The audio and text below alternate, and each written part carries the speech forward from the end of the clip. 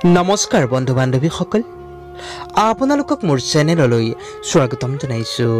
বন্ধু বান্ধৱীসকল, আজি আঘোণৰ প্ৰথমটি শুক্ৰবাৰ, মা লক্ষ্মীবাৰ, সন্ধিয়া সময়ত মাৰ ওচৰত এই মন্ত্ৰটি জপ কৰিলে সকলো মনৰ আশা পূৰ্ণ হয়।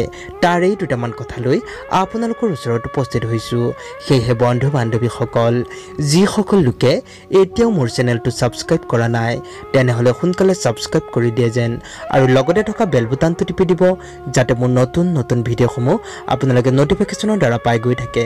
তেন্তে আহক বন্ধুসকল, আমি ভিডিঅ'টো আৰম্ভ কৰোঁ। বন্ধু বান্ধৱীসকল, বৃহস্পতিবাৰ দিনটিত ভগৱান বিষ্ণুক পূজা প্ৰাৰ্থনা কৰা হয় আৰু লগতে মা লক্ষ্মীকো পূজা কৰা হয়।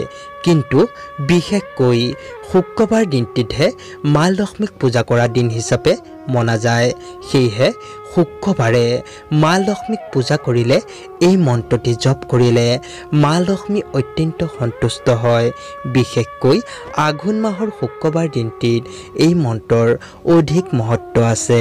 বন্ধু বান্ধৱীসকল, মা লক্ষ্মীক পূজা কৰা সময়ত শান্ত ও স্নিগ্ধ পৰিৱেশত পূজা কৰিব লাগে। হুলস্থুল পৰিৱেশত কেতিয়াও লক্ষ্মী পূজা কৰাটো উচিত নহয়। ঘণ্টা, শংখ এই আদিবোৰ কেতিয়াও বজাব নালাগে।